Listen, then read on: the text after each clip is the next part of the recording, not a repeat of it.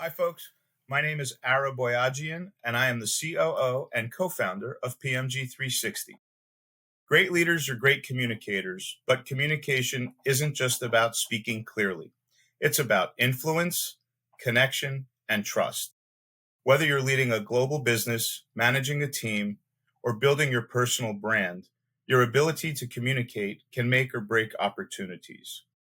Today, we're joined by Hannah Nicol, a global communication strategist who has spent 15 years working across 60 plus countries, training business leaders to navigate the complexities of international communication, leadership, and public speaking.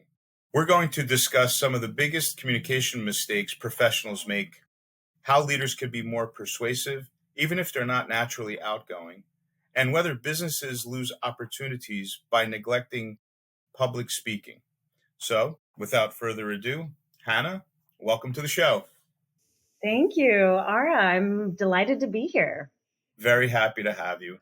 Let's just jump right in. So, uh, our listeners, they kind of want to learn about different areas that can help them with their businesses, and communication is definitely at the top of that list, right? So, to start off, can you tell, I've always wondered, right? Can introverts be good leaders and communicators? And specifically, what skills do they need to develop to be just as effective as extroverts? Absolutely. So when I think of introversion versus extroversion, as an introvert myself, I think about how we recharge our energy, right? So I recharge in quiet, in solitude. So it's not necessarily that I'm shy. I'm not shy at all, right? I Right. love getting up to speak in public. I love leading Okay. teams. So, but if we're talking about, specifically if we're talking about um, a kind of a shyness or a fear to make your voice heard, Right. I think that, introverts or the quiet among us bring to the table skills that can make us very effective communicators. Those skills include deep listening, active listening, Oh, yeah. thinking, thoughtfulness, right? You know, the kind of person that is very quiet, will listen, and then when they do speak, the words that they speak are powerful. Right. Those are the strengths that introverts bring to the table. Introverts can bring deep, empathy, self-awareness, and also preparation, right? Susan Cain is an excellent example of an introvert who's an effective communicator. She wrote the book Quiet, The Power of Introverts in a World That Can't Stop Talking. And her TED Talk on the power of introverts has 30 million views. It's one of the most viewed TED Talks. Wow. So I would argue that an introvert can be just as effective of a communicator, if not a more effective communicator than an extrovert. So don't let that label hold you back for all of you introverts out there. Yeah, that's interesting. That's really some good insight there. Okay. Um, on that length, in that capacity, do businesses lose opportunities by not prioritizing public speaking if they have an opportunity to present at an event or a trade show or something, and maybe the business leaders, I don't want to say shy, but just a little hesitant about jumping on stage and talking about a topic or their company in front of tens or hundreds of or thousands of people for that matter. Um, I mean, what's the impact of avoiding it? Oh, absolutely. So public speaking, it's like free marketing, right? It's Yeah, visibility. absolutely. It's putting a face to your brand. It's building trust and authenticity. So Steve Jobs, Absolutely. Yeah. I mean, he's an excellent example. He was a legendary public speaker, and he gave legendary keynotes at Apple, introducing his new product launches. Yeah. So he was able to generate excitement through his presentations for the new iPhones and the iPad, and the world was watching, and we see what happened to Apple, right? You're right. Oh my God. And Talk so, about a global company. yes, talk about a global company. So, public speaking can create customer loyalty, build relationships. It can create buzz, and it can elevate your company's growth. Certainly, a worthwhile Oh, investment. yeah. Totally agree. Absolutely on all points there. So in this day and age, especially after COVID, businesses have gone more global, right? Mm, And I think you're the perfect person to ask this question to. You've trained leaders in over 60 countries, right? Uh, what's one communication mistake that you see across cultures, regardless of any language or any industry? sure.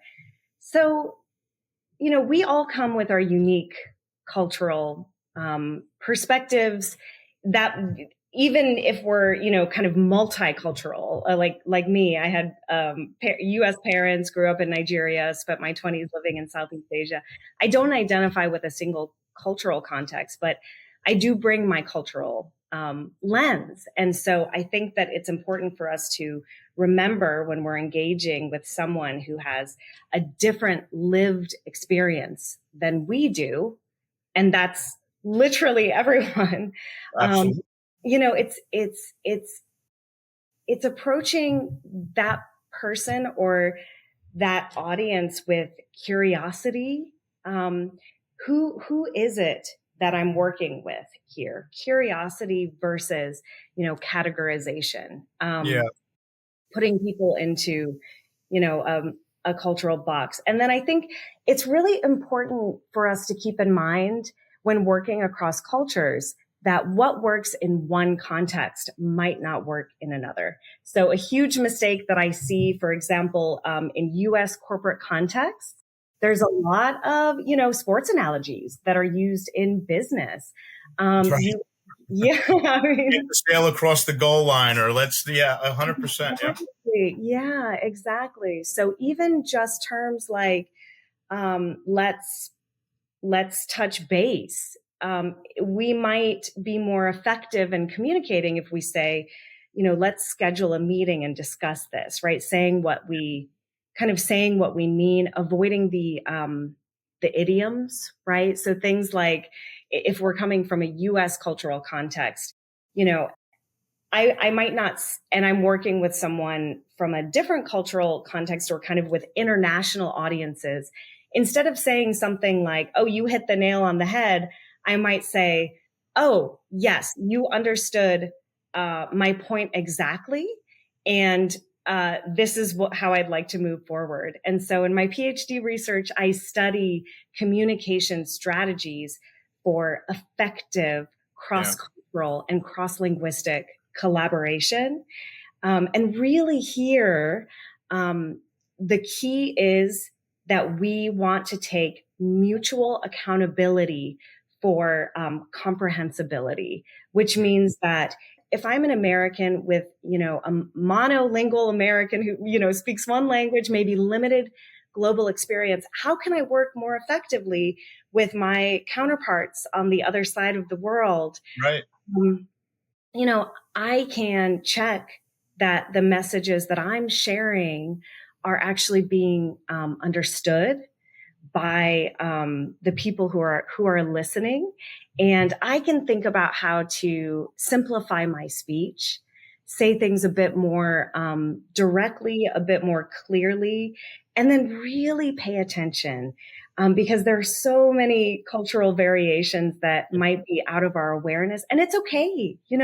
We won't always know. I mean, we won't know how to engage with each other until we until we really listen, pay attention, and accept the cultural nuances and the cultural Yeah. differences. So, Presents an opportunity, for people to learn about each other's cultures as well. Like, use a lot less cliches. I know I'm guilty of it. I use cliches often. And with us being a global company, I've learned to kind of reel that in a bit.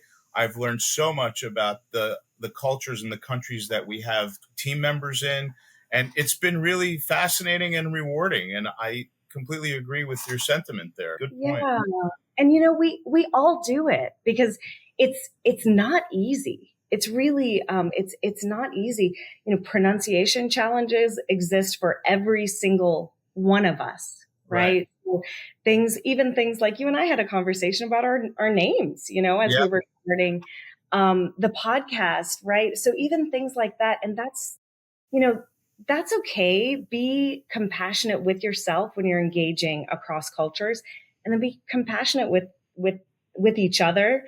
And if necessary, ask for clarification. Ask, okay, well, how is it that you'd like to do this? So, when we're working with U.S. Nigeria teams through Emory, we have to keep in mind that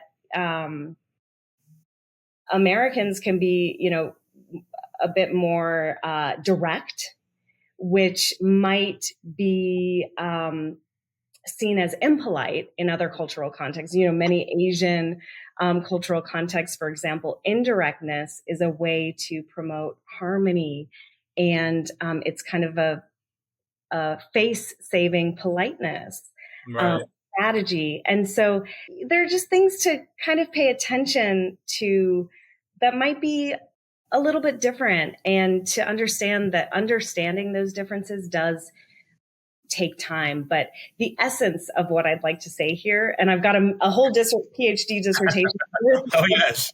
I've got a whole book of things to say, but the essence is, let's not assume that what works in one context will work in another. And let's choose curiosity over categorization, right? Curiosity. I agree. And learn. Just use it as an opportunity to learn. That's a wonderful thing. Yeah. Yeah. Most professionals focus on what they say, but how much of communication is actually about listening? You talked about this a little earlier with the introvert and extrovert analogy. Just enlighten us a little bit about that. Sure. Communication is at least 50% listening, active listening, I would say. And, we've all heard that kind of not listening with the anticipatory, what am I going to say next? It's a natural, but deep listening is how we really connect, with our audience or our colleague or our partners. And through that deep listening, we can then understand what our clients, our audience needs, and how to speak their language, so to speak. Yeah. And answer their questions, like really answer their questions, not just assume that, that's where they're going and let me prep my reply. But yeah, I got it. Yeah, absolutely. Really answer their questions. And I didn't just do that, by the way, for the record. So talking about leadership, what separates someone who speaks with authority from someone who speaks but doesn't really inspire action? Someone that motivates as opposed to just speaking out there loudly and firmly. So Martin Luther King is an excellent example of this. He was an orator that changed the world with his message, right? We all kind of remember that line by line. It was powerful, and it influenced, the civil rights movement and so many changes to our world. We all saw Martin Luther King's dream, right? And we see it and we believe in it. So what did he have? He had of course the repetition and the poeticism and the oration skills. Yes, all of that. But he also had confidence, right? So he believed in his message and in his purpose. Clarity about what he's trying to achieve, and then the ability to communicate that to others so that they can share the feeling that he had. I mean, that's an incredible relation that you drew there. Yeah, Martin Luther King. I mean, that was phenomenal. I mean, like you said, who doesn't know that speech or remember that speech? Incredible. Yeah. Yeah. Authority, it motivated so much. And it, like you said, it changed the world. Yes. Yeah. Yes. That's a big one. Yes. Um, a lot of what business professionals and business leaders do nowadays is networking, right? You grow your network, the LinkedIn, obviously, but that's not very personal. Networking in person, pre-COVID days was awesome. I must say, from my own experience. But back in the day, or the old way, I guess, networking, it's often taught as just talk to people, like get out there and talk to people. But what's the right way to build meaningful professional relationships, especially across cultures? Because you don't get an opportunity to be in person usually. I mean, unless you're involved a lot in international travel and all that.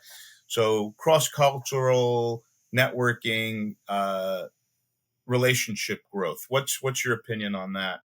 Right. Yeah. I love this question. And I've developed workshops on networking across cultures and, networking and the elevator pitch, which even that concept of the elevator pitch can be very, it can be specific to certain cultural contexts, Yes. And so I think we also need to be a little careful about that when we are interacting with people of a different cultural context. So, for example, this workshop, networking in the elevator pitch, I do for international global health leaders coming to the U.S. Fulbrights, right?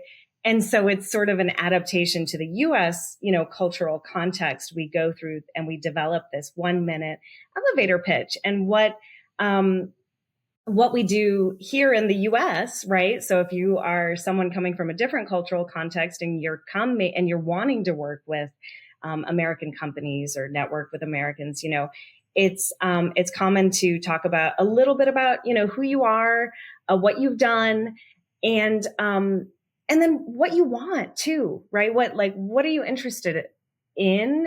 How can we overlap in our goals? How can we kind of collaborate? If I'm working in Ethiopia, though, Different.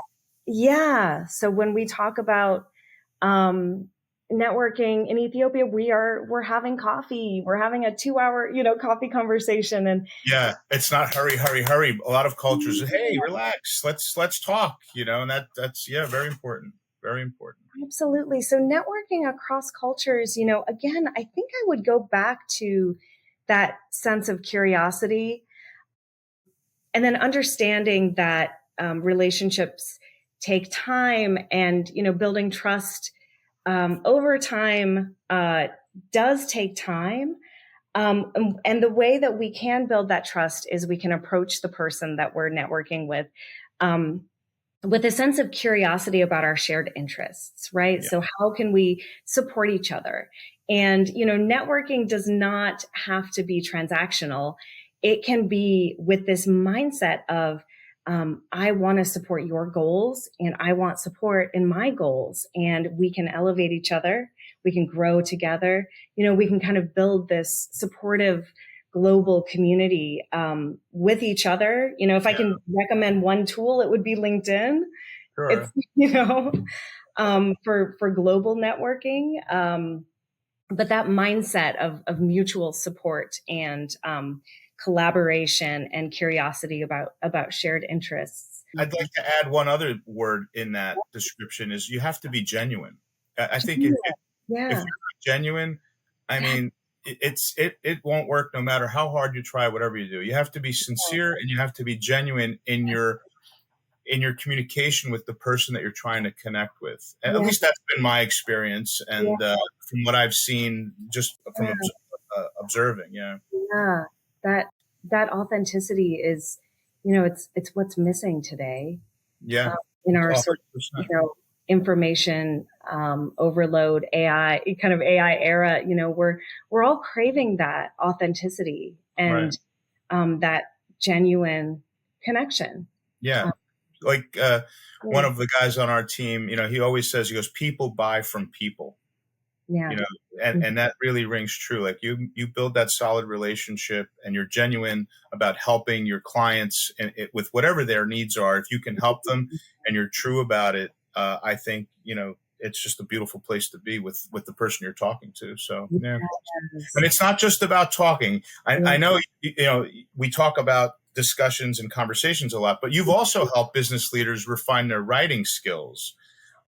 What's the secret to writing messages, emails, or even LinkedIn posts that actually get a response, to something that would resonate with the people that you're trying to communicate with?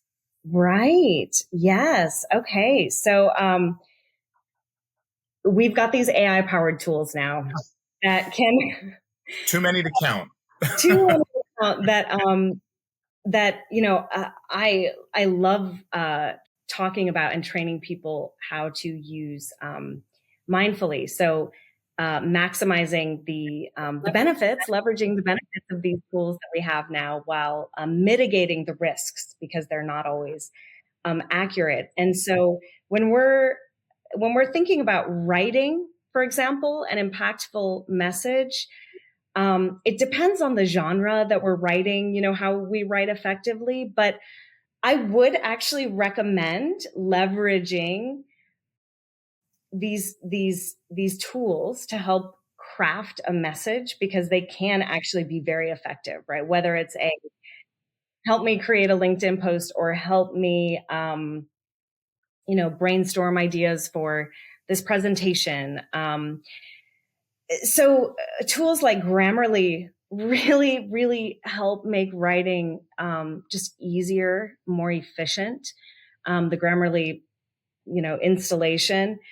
So if we're worried about, in writing, people do pay attention to the quality of the writing and the grammar. So that piece is, that piece we do want to get it right. We want it to be clean, to be well articulated. And I wouldn't necessarily say I have kind of one magic secret that applies to all writing contexts, because all writing contexts are, are different. I don't know if you have anything to kind of add here, Ara, or if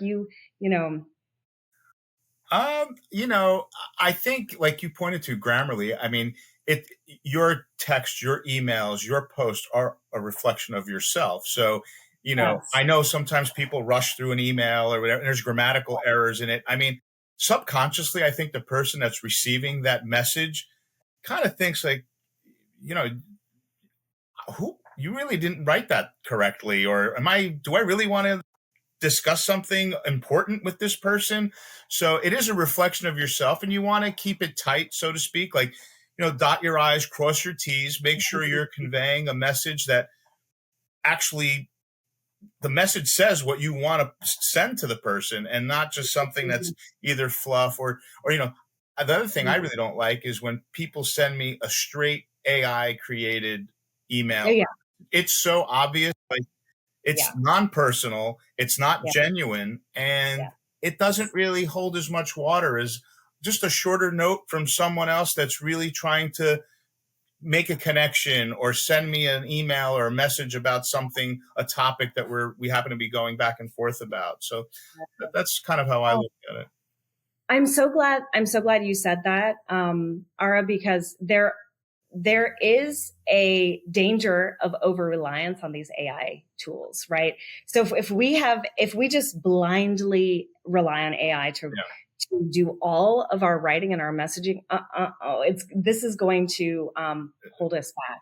Yeah. So especially, like you were talking about personal communications, things like emailing, LinkedIn, personal outreach, personal messaging. In these contexts, we want to keep it clear, concise, and personal, and much more concise than generative AI would have you speak, because these LLM models are designed to be verbose. They're designed to be wordy. Oh, yeah.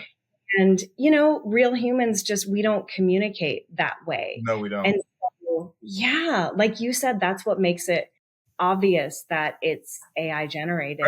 And most people see right through it. I mean, if you really cared, you would have written the note, not have AI, put a prompt in and get a 10 paragraph email about the subject. So yeah.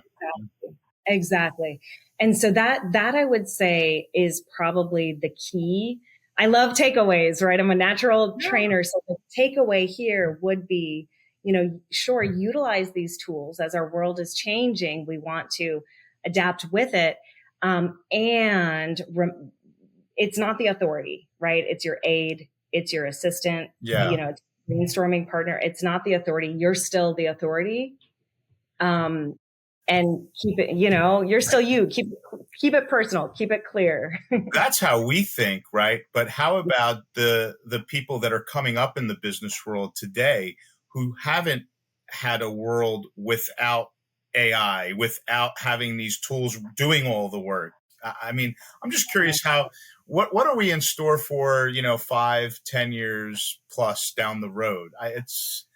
Is your AI going to speak to my AI and kind of communicate for us? And we're out of the picture. We're on a beach somewhere sipping a martini and doing, I don't know. That would be great, kind of, I guess. But, maybe you're predicting the future here. I hope that prediction doesn't come true. I really do. I'm a personable guy, and personal communication, there's nothing more effective and honest about that, in my opinion. Yeah, relationships are everything. Yeah. So talking about relationships and communicating, when you communicate in person, I mean, what's something people don't realize about body language and nonverbal cues in professional communication today? I love this topic. When I teach workshops on navigating public speaking anxiety, for example, the essence of the workshop is often that our body language, we don't realize how much our body language is influenced by our mental and our emotional state. These elements can be out of our control right now. So I could tell you, make eye contact with the audience or with, your camera, and use your hands and stand up straight and, stay grounded. But at the end of the day, if we're relaxed in our bodies, things like deep breathing, power posing, if you've breathing heard exercises for sure.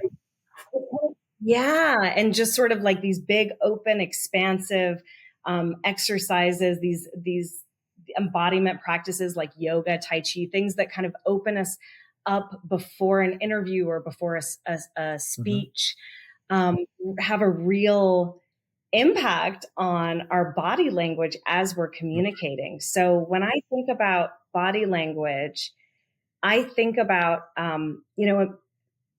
embodiment and whatever that is for you. If it's going for a run, if it's getting a good night of sleep, if it's, getting a massage, if it's box breathing, whatever you can do to get into your body, especially before a high pressure patient event.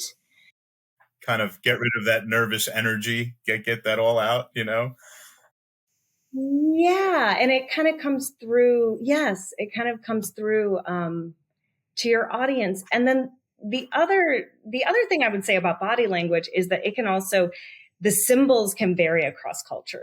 We can think of,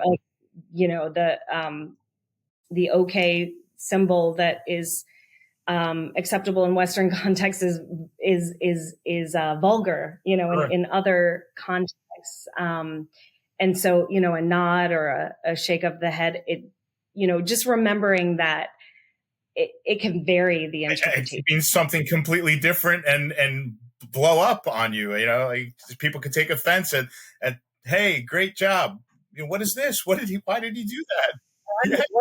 What does that mean? Yeah.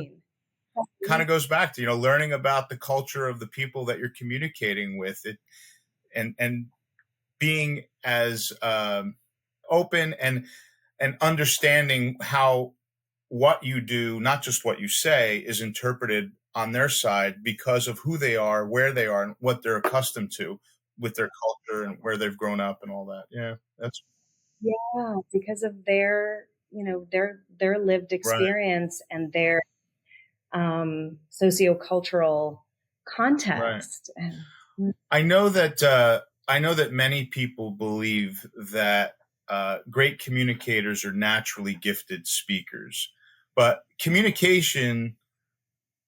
but is communication more about talent or is it skill? Like, can anyone become a great communicator with the right approach? In your opinion, I kind of know what your answer is going to be, but I'd love for you to share with our audience too. well, as someone who teaches communication and helps elevate Right. communication past 15 years, I know that it is a learned skill because I have seen people transform their communicative competence, and I've seen it elevate their careers in just a matter of a couple of years. For example, the Emory U.S. Nigeria programs I work with, my goodness, new trainees versus program graduates, seeing those presentations and the Right. differences, I know that it's a learned skills. So good communication, I would argue, is a practice. Yeah. It's not a personality Right, trait. right. The more you do it, the more comfortable you are. You feel, the less nervous you might get, or yeah. I mean, it's definitely a learned skill for sure, and you have to keep practicing that skill. You can get rusty. If you're someone that goes out there and presents to, 100 or 1,000 people at an event, you kind of have to bring your A game. And to do that, just like in any sport, and I'm going to go back to a sport analogy because I'm an American and that's what we do. uh, That's what we you do. have to practice, practice, practice. And that way, when it's time to give that presentation, it just comes second nature to you. It's what I do. I do this all the time. There's nothing to it. I was just going to say there's really, I like what you did there because there's really something to be said about the way that you talk to yourself Yeah. about your capacity, right? So every time I give a talk, I say, I love public speaking. I love Right. you, right? And just remind myself, I I love it. love It's this. what I And do. I, I right. It's what I do. Even if, I'm a little nervous. I spoke in front of 500 Mhm. people a couple months ago at a keynote. And, I was nervous and I was feeling imposterish. And I was thinking, Hannah, you love public speaking, like let's transform this anxiety to excitement and remind yourself you can do this. This is what you Especially do. you, because you're such an expert on the subject matter. I mean, you know about this inside and out. So you do have a sense of confidence. And the fact is that, Hannah, when you present as a keynote or what have you, people are there to hear your message, to hear about your expertise. So you say that to yourself enough and they want to hear from you. You better get out there and tell them what you know. And you are a master at it. So yeah, absolutely. I love that. We can all think Yeah. that way when we're asked to present or communicate. You're being asked because people want to hear Share, from you because please, you please. Yeah. yeah, Um, yeah, get out if there. someone listening today feels like they're not a natural communicator, what do you think is the first thing they should start doing to improve? Right.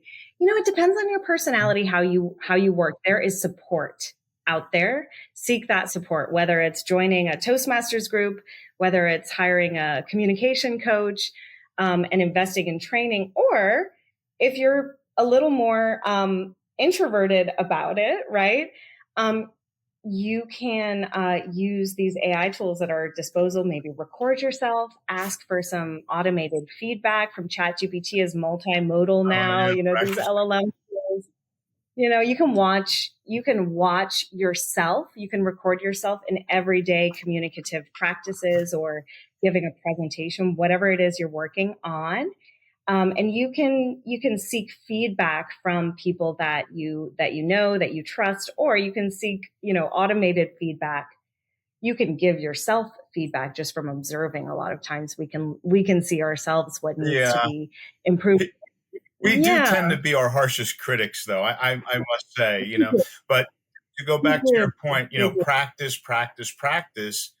And Yeah. at some point, it's going to come so naturally that you don't even feel it a challenge anymore. You're just going to go out there and do your thing. And yeah, it does come back to practice, and it is a learned skill, and anybody can do it. And I think the idea of what you mentioned, coaching, or working with someone like you, can elevate their game and just make them overcome any kind of hesitation they may have, which would improve not just their business, but them as a person. The more confidence you have when you're presenting, I think it shows through during the presentation. I mean, it's common. Absolutely. And like you said, just as a person, whether you're in a job interview, whether you're giving a presentation, or whether you're going Yeah, on a date, yeah, your ability to communicate effectively can transform your 100%, life, 100%. relationships, and your career. So keep going, start Yeah, small, seek feedback, and it just is possible. keep It going. is possible. Well, It's Hannah, absolutely. this was packed with insights. I mean, it was great. I know a lot of leaders that are listening today are walking away with some new ways to improve how they communicate and how they connect with others around them.